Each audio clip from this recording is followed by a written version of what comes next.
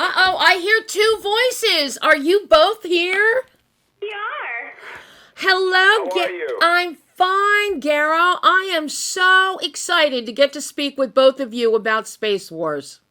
Thanks for taking the time to talk to us. Oh my God, I've been bugging Clint since March.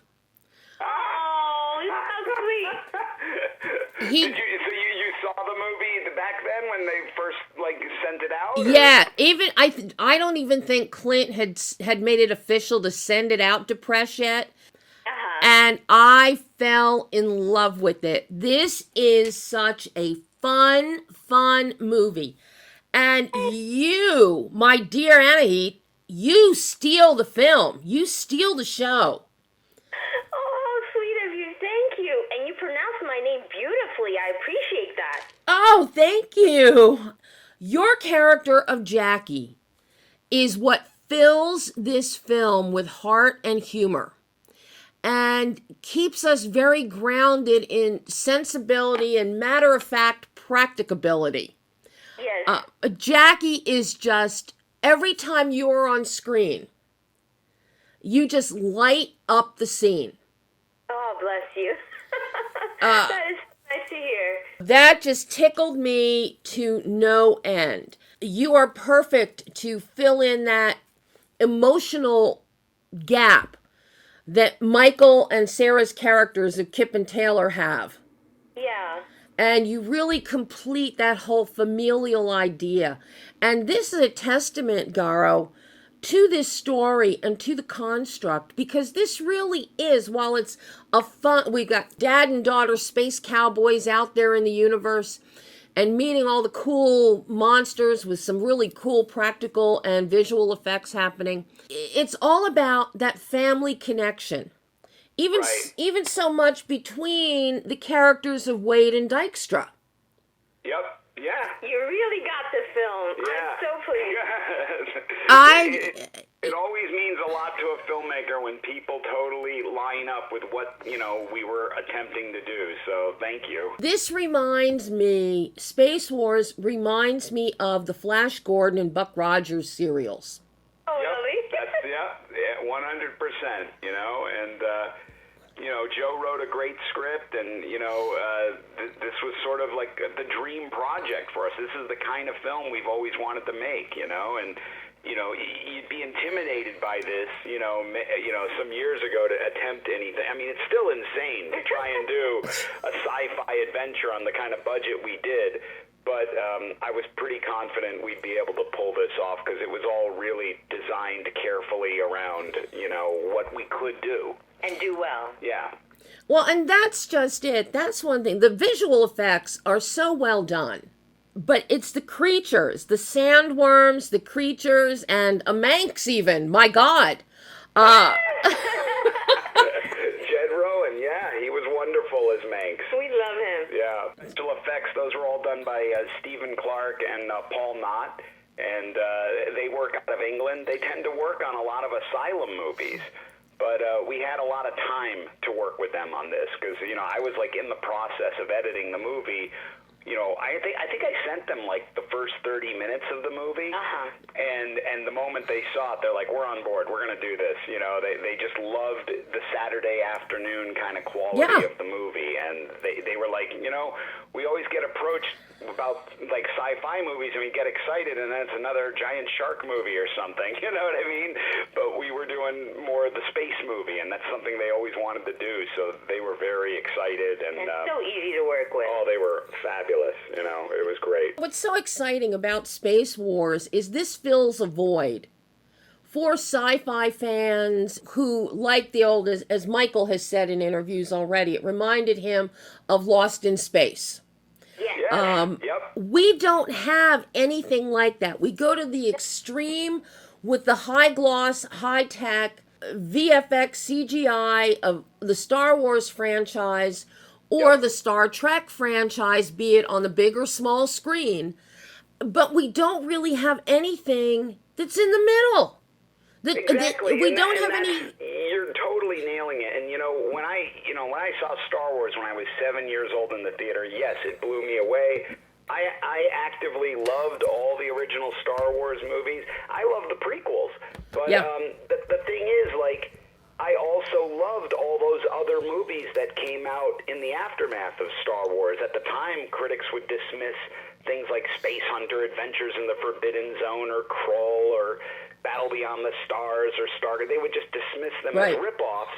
But to me, it was just, other adventures, or the 1980 Flash Gordon. And I liked that. I liked that there were other worlds to explore and different universes to play in. And it's almost nice to clean your palate a little bit. Yeah. Go somewhere else, Yeah, you feel like today everything is the same franchise, and we've seen Star Wars, we've seen, Star Trek. And again, I love the original Star Trek, absolutely love it, and there's a lot of inspiration from it. So none of this is a criticism of those things. It's just, there should be more, though, and that's what we were trying to do. We want to be that other thing, that people get to see, because I think sci-fi fans want to explore different worlds. They don't want everything to be the same. Well, and what you keenly do here is when you're on the original Star Trek, the William Shatner, Leonard Nimoy Star Trek, because so many of the effects and the creatures you have here, just as in Lost in Space, they're very practically done. And we have sandworms that everybody thinks sandworms, now they think Dune. No, how about going back to Tremors?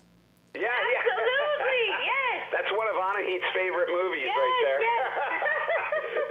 Yeah, and I mean, we really just tried to make, the creatures really wild and crazy. I mean, again, Steve is a really talented animator, and, he brought these things to life in a way that was reminiscent of stop-motion animation creatures or Godzilla movies and things. We had so many discussions about how these things would move and what they would look like, and they got every reference I was giving them, because I didn't want this movie to have that, over slick, too quickly moving creatures and things. I wanted it to feel special when the creatures showed up, and we wanted them to have weight to them. Yeah, and a sense of awe when you're watching them. Even the spaceship, same thing. We tried to give everything some weight, and not, it was funny. Like early on when we were designing effect shots, I would really kind of have them make them a little cleaner.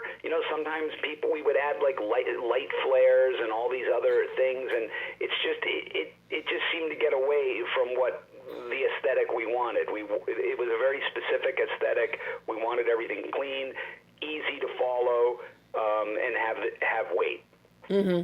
Well, you definitely achieved that, and I think that's one of the things I really like, is that you did make it cleaner. Whereas, you could have had like smoke surrounding a ship as it enters into the screen or something like that, or gone nutso with light flares, sun flares. But the fact... we literally avoided that. And also, like, one thing I was against was, like, any camera move that would seem like too CG enhanced. Like, I mean, it had to look like if you just had a camera in space positioned there. If you look at a lot of modern movies, they'll tend to like do these weird spirals and flying all over the place, and it's just a move that just takes you out of the movie because it's something that could only be accomplished through CG, you know what I'm saying? Where if you film your CG as if you were just standing there with a camera filming it, it'll feel more convincing. Stripping it back is also very evident in Anthony Pierce's production design, like the interiors of the ships. We're not all over a ship and watching 10 different floors within a ship. We're in quote unquote the cockpit area. Or one other area, and that's it. You keep it simple, but it also then lets us focus on the story, which, Anahit, that's where Jackie is so key in scenes with Kip and Taylor. in that cockpit area and in aiding them and filling the gap and coming up with ideas. And it's like, Yeah. I'll fly this. Yeah, I can do this. And we really get to hone in on the characters rather than take notice of everything else in the room. Absolutely. Joe Knetter did a fantastic job writing all the characters. And I feel like, especially for a low-budget movie, if you don't care about the characters, you're not going to watch it all the way through. Yeah. Yeah. You know? Hey, for a big budget movie, if I don't care about the characters, I'm not going to. Well, no, I'll watch it all the way through anyway. I have never not watched a movie all the way through the credits. I can say that in total honesty. I have never not watched a movie all the way through. No. We will watch them all the way through, although there have been times we passed out by the time we get Well, I'm with you there, Garo. There are some times, and then it's done, and I just shake my head, and I think, who was crazy enough to give them money to make this? You know, Gato is such a movie junkie. He will watch anything. Oh, yeah. But I have a certain threshold. I will walk out. But if but if the acting is great and I care about the characters, I will stay. You know, and I wanted to make sure, as far as my character goes, that she was interesting enough, relatable enough, and warm enough to keep the audience's attention. We very much have that here. And then, of course, you give us a lot of comedy that comes from, I have to say, Sadie Katz is so over the top as Elnora. Yeah. Yes. We were so happy with her performance. I mean, it was so on the whole way through the movie. And And it was hard for her because she shot all of her stuff in one day. Wow. It's not like we were playing opposite her or off of each other, but because she worked with Gato on automation, I think there was a big level of trust between them, and she's great at following directions, so she did a fantastic job. She had me in stitches. I was just laughing because and she's so good. I mean, and she's funny, but there's also moments where there is just a little bit of I mean, I don't want to give away anything in the plot, but there is a moment where something happens and her character is kind of hurt by it, but then the evil part of her just takes over. It's just I really love that little sequence between her and Pare. And it's funny because like her and Pare, they never were together really on the set. They just Michael did come down to the set the first day. He wasn't scheduled to film that day, but he just came down to see how things were and stuff, and he met with Sadie, and they kind of figured out sort of what their interplay would be. And I think he encouraged her to go big. Yeah, he did. Well, she very much gave me like a soap opera vibe with some of these characters that in 1 minute, they're like on General Hospital. You've got Maura West as Ava Jerome, who 1 minute she's the most evil, vile person, and the next minute she's a loving mother. But then suddenly she snaps and she goes back. So Sadie, think, maybe this character ain't. Oh no, they are bad. Sadie very much plays Elnora the way a lot of the soap opera villains are. Yeah. Possibly there's redemptive qualities there, but then, no, not going to happen. No, we definitely gave her the full Darth Vader treatment. But I love how all the characters are very layered. And yes. Each actor did a fantastic job playing the subtext and everything, Yeah. This is where your casting is so key with this film, because if you didn't have the right actors who could embrace and bring those layers to the surface, such as Tyler Gallant as Wade, he very easily could have been one note. Yes.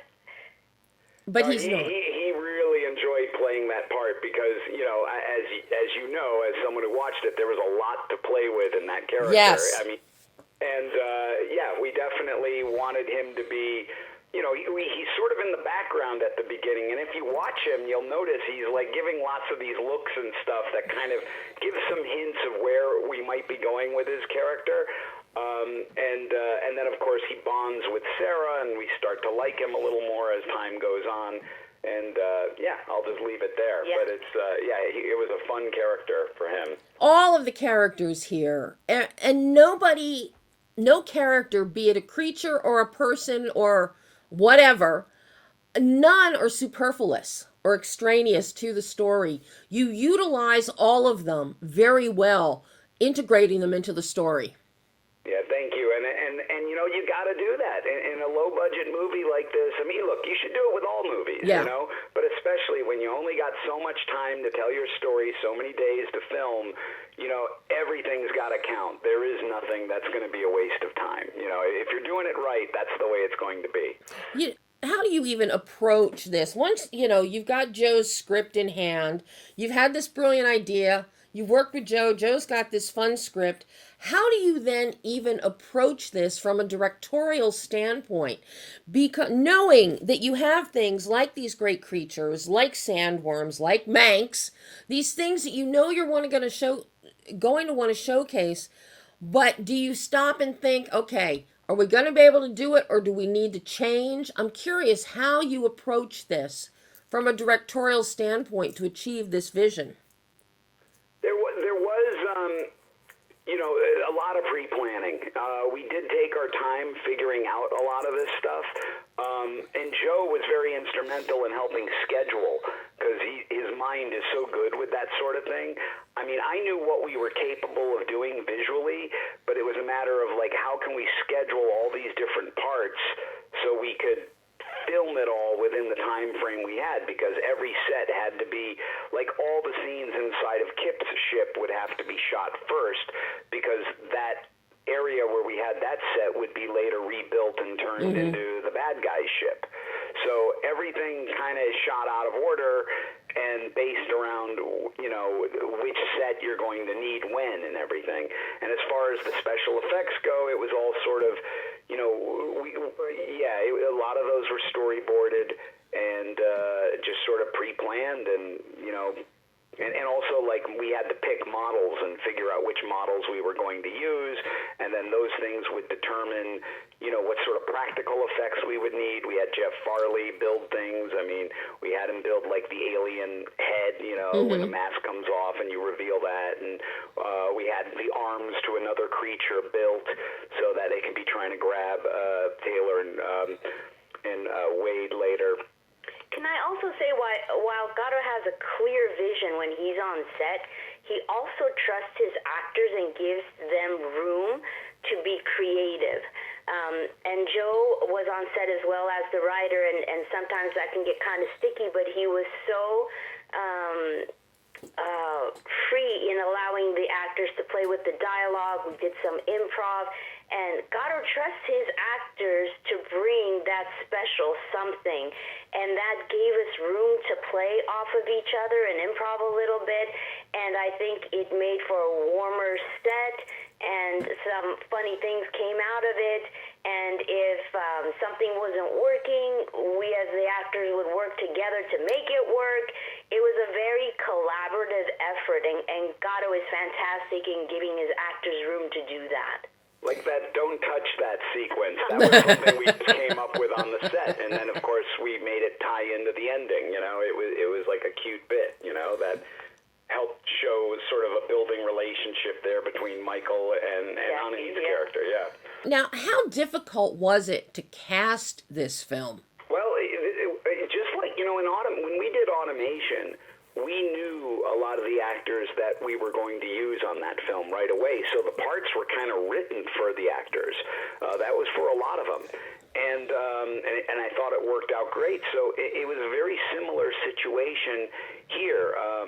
When Jeff Miller approached me about doing a sci-fi movie, and he wanted to work with Michael Pare, we knew, me and Joe, that what we were going to write was going to involve Michael Pare. We knew Sarah French really well. She helped instigate this whole thing too, and she knows Joe very well, their boyfriend, girlfriend, and she, I knew I wanted to work with her because we worked with her in automation. So we knew she was going to play Taylor, and we knew Anahit was going to play Jackie. And I still remember conversations with Joe, like, I think we're going to be great. Like, with these three as our sort of central three, we're going to be fine for all these, like, big dialogue scenes and everything. Because we knew, all of them were pros, and they were all going to be great. And then Tyler Gallant, Sarah worked with him several times before, and we knew that they had a level of trust so Tyler was going to play Wade all the time, and Jed was always going to play Manx. That role was written for him. So I think, and then pretty much everyone. I think Rachel was the one who was sort of the find later because. We originally had someone else who was going to be playing that part, and then they weren't going to be available. But at the time when I met with Tyler's agent, she mentioned Rachel, and she showed me a video of Rachel at a Comic-Con just beating up another girl. It was like they were doing a play fight or something, and it was amazing. And I'm like, man, I'd love to work with her. And then when we had this opportunity, this role, I mean, she came in, and she was amazing and just totally into it. It was great. And how did Olivier join us? Olivier was like our other, like, above the line star. Mm-hmm. We had enough to get one more person, and we were trying to find someone to play. That bad guy part was always written to be the other sort of semi-lead bad guy or star. And he's the one who we were able to find, and he was excited about the project, and he came on board and even brought some of his fight talents to the film, and his sense of choreography. He helped us choreograph one of the fights. So he was great. Between the two girls, right? Yep, the one between the two girls, yeah. The fight between the girls is great. Yeah. Yeah, a little. For me, it lasts a little too long. I'm like, God, does it have to be this long? He's like, yes. It has to be. All the fights needed to be long. It's just so brutal. Now, you brought up something really important here, is the dialogue, because you have some lengthy dialogue scenes. So that begs the question of how much rehearsal time, and because it is so action heavy as well, with practical, not CGI action, but practical action. How much rehearsal time did you have built in here? We really didn't have much. I don't think we had any real rehearsal time. I mean, for some of the action, like Tyler and Sarah, we went to the Las Vegas stunt school and we worked out some of the stuff there, and they would work out together and do some of the choreography. But in terms of performance, it was more just some conversations we had, and then on set. Because Michael's a working actor. He's constantly working, so it's like it's not like there's a lot of time to sit back and say, hey, let's get together for a lengthy rehearsal period. But he's such a pro, right? There was some downtime on the set where he and Anahit or Sarah could work together and run lines. But it's funny, just when you write the parts, for certain actors, how it just fit. I mean, when Sarah and Michael were together, they instantly bonded and became like a father and daughter. She was calling him dad on the set all the time. It was great. Even during lunch. Yeah. Oh, that's so sweet. Now, you're also editing this film, Garo. So, were you editing as you went? Did you wait till you had all the footage and then sit down to edit? What was that process like for you? Because I know some directors, when they also are the editors and producers, they will sometimes edit during shooting. Sometimes they will wait. And then sometimes it's like, everything that I shot, I'm including. Both this and automation, there was very little cut out in terms of scenes. I mean, there's a couple deleted scenes in both films on the Blu-ray and this DVD, but not too much. I'm pretty efficient. I know usually exactly what we need, and that's what we use. But the one thing that did, with this movie having so many special effects, that's where I needed some storyboards for certain scenes. Or when I was cutting, I would be just having, a person sitting there at a control board, pulling back on a joystick or something, and then there'd just be a white text on a black screen saying, spaceship turns right here, or spaceship turns left here, or monster appears here. I mean, we had a lot of that in the cutting. So, and I took my time cutting it. I mean, this was about 8 months of me editing the movie because I have a regular gig with my company, Hungry Monster Entertainment, where I edit movie trailers. So I'd kind of sort of squeeze in the editing of the movie when I was able to, and so it took. That's why it took so long. Yeah, but that and just the massive amount of special effects that had to be cut in. 592. Wow. Yeah. Yeah, because of all those window shots and things on computer screens and stuff, that comping and everything.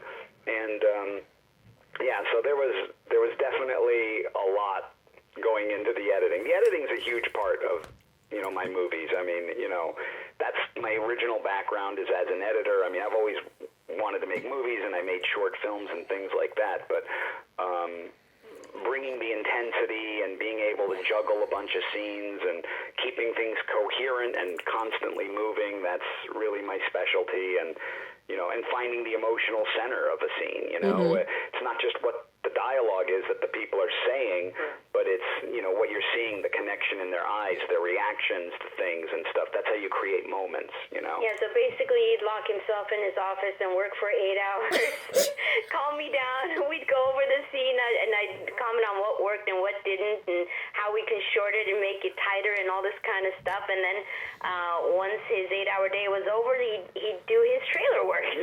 Oh, my God. He worked like 20 hours a day? Yep. Oh, my God. Well, I would be remiss not to ask you about your music.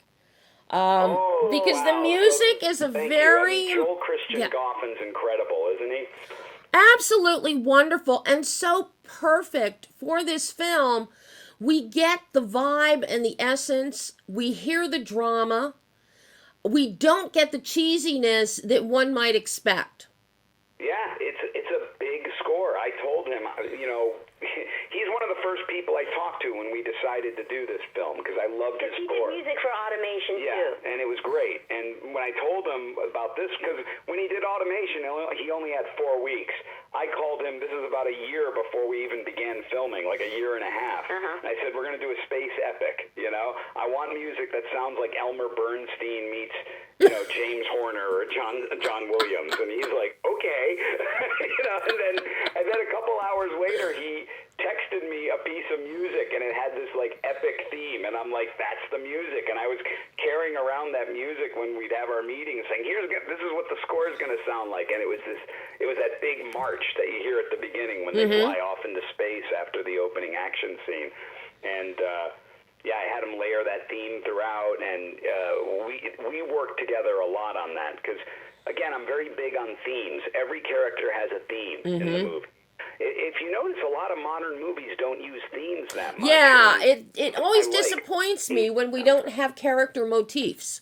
Exactly, and this movie had that, and I warmly embrace it. I don't know where people got the idea that that's a cheesy thing, because people like that, you know, but somehow they just don't do it in movies anymore, you know? They bury the theme, you know, in sound effects and noise. But I really wanted... You know, bringing, you know, when you talked about character, it's not just the casting, it's not just what's written on the page. All of these things are important, but it was also the costumes, you know, and then it was the music. All those elements together is what makes everyone a character in this movie. And the fact that, you know, Joel was able to create this big sounding, orchestral sounding score, you know, it also elevates the movie. I mean, there were... You know, look, we have a lot of effects in our movie, and I told them, like, you got to score it like this is ILM, this is a major motion picture, you know? Even if the effects are not quite up to that, we're going to pretend it is, you know? And that's what he did, and it's incredible. Well, it makes it very full-bodied when you're watching it and you experience it. So, because so often in a lower-budget sci-fi, or even horror film, you're going to get a tinny sounding score. Yeah, it's going to be typical. I didn't want anything to sound like that, you know? No, this. We wanted it big. Yeah, this truly harkens to, you know, like a Bernard Herrmann, Max Steiner kind of full-bodied musical accompaniment. Absolutely, and those names did come up at times, so yes. You know, Gato is not a singer by any stretch of the imagination, but it was funny to watch him work with Joel, because I'd be upstairs and I'd be hearing Gato going, no, bigger, dun, dun, dun, dun, dun, dun, dun. Like he knew what kind of drive he wanted the music to have, and just listening to him try to communicate with Joel, sometimes I could hear Joel going, what now? You know? You really want, you know, it was just really funny to watch, but They worked so well together. And that guy, I mean, he poured his heart and soul into it. Oh, yeah, he did. He even worked on it during his anniversary. He was so tired. Right? Remember that one video he sent us? Like, he got up. It's like, oh, poor guy was all drained and everything, but man, he just gave us a killer score, and he loves it. He loves the score. He loves the movie, and we're gonna do more together for sure. Oh, I hope so. I hope so. Now, you talk about collaboration. Tell me about the collaboration of the two of you. Because just talking with you, you guys are right on the same page. The energy, each one of you matches the other. So I'm curious about collaborating on a film. Oh, and you're both producers of it as well. Yeah. Well, we've been married 24 years, and we knew each other for 5 years before that, so we've known each other for a long time. It's a partnership in a real sense of the word. We run everything by each other. We ask each other's opinion. Is this working? Is this not? How can we do it better? When I'm doing projects, he's always supporting me, giving me the time and the space to do what I need to do. And when he's in the midst of a project, I come alongside and support him in any way that I can to make his life easier so that he can be creative and do what he needs to do. 24 years. It's a long time. We know each other's strengths and weaknesses, and we step in and help each other wherever we can. And Garo's always been my biggest fan and supporter, so it's been a blessing to be married to him. So now when you... I'm so delighted to have her on screen, in these movies. And, I still remember when she showed me some of her old class projects at school. I didn't even know at the time that she did much acting. I knew she, was interested in doing film and TV, but, more from a behind-the-scenes... I have my bachelor's in film and television, but I would always participate in our class projects because we always needed actors, and so I just throw myself in. But I never hung on to all the videos and stuff because I thought my career was going to be behind the camera, not in front. But when he saw me that first time, he didn't even recognize that it was me. Yeah, well, I was just like, wow, he's like, you just seem like a completely different person. You're fantastic, and... So I knew at some point we'd get her in some movies, and, here we are. Well, I'm sorry, go ahead. No, I said, well, I want to see a sequel for Space Wars, and I want to see more of Anahit and Jackie. We are hoping to do lots more adventures with Kip, Taylor, and Jackie, and if we're blessed and this film does very well and people embrace the characters, you'll see more of them. Yeah. Now, if there's any financiers out there who are wanting to do bigger and better things, we're all open. Yep. Because you're bigger and better. You're filling the void with this kind of film. I just had this conversation the other week with a filmmaker, with a producer. That we've got the big films or we have the very, very, very low films, and we're missing that middle area. And this is perfect. But not only economically, but in terms of the genre. This fills the void. I really appreciate you saying that. It's funny. I remember when the Sci-Fi Channel first came on the air. Yeah. And I thought this was what they would be making, movies like this. Yeah. And it never really did. It sort of became Monster of the Week movies. And again, I like a good monster movie. I'm not belittling those, but I'm just saying it's like that was all they did. It would just be, all right, new monster this week. There were very few intergalactic space adventures, and that's, like you said, Lost in Space or the original Star Trek, where you land on a planet, you don't know what's to find on there, and cool stuff happens. I mean, that's the kind of movies that I grew up on and love, and those are the ones that you watch over and over again. You're not going to sit down and watch the serialized, 8-hour epic over and over again as much as you can, a 90-minute movie that you can get in and out of and get a full adventure in. You know what I'm saying? Yeah, that's why I said this really reminds me of the 1930s, 39, 40, 42 Flash Gordon serials. Well, that's exactly exactly it. I mean, that's what we wanted you to experience, You And know. Garo's got more ideas. Oh my! So now that you have completed this film, this epic, this space epic, what did each of you learn about yourself as filmmakers that you can now bring in and take forward into your next projects? You know, I can say this. I believed very wholeheartedly that we could pull this movie off. However, believing in it and actually having done it are still two different things. So now that we've done it and we were able to pull this off on the budget that we did and make a film that looked as good as it is, you know, the next step is, you know, we can do this. We can definitely do this. It would just be great to get a little more financing so we can make it even bigger and better. But we can definitely pull it off. We can make a spectacular, you know, spectacle movie, you know, within a budget range that's, you know, very reasonable. You don't need millions to do this. Yeah, I think I'm on the same page. In the midst of it, sometimes it was like, are we going to be able to do this well? Mm-hmm. It was a little scary at times. Like I was like, I wish we had some more money, you know. But having done it, we've discovered our core group almost, Mm-hmm. and we're confident in that group. So we're able to. I'm confident that we can do this again and better. Yep. Well, I'm crossing my fingers and toes and eyeballs that you'll be able to put something together and give me a sequel. I so want to see more of these adventures. I really do.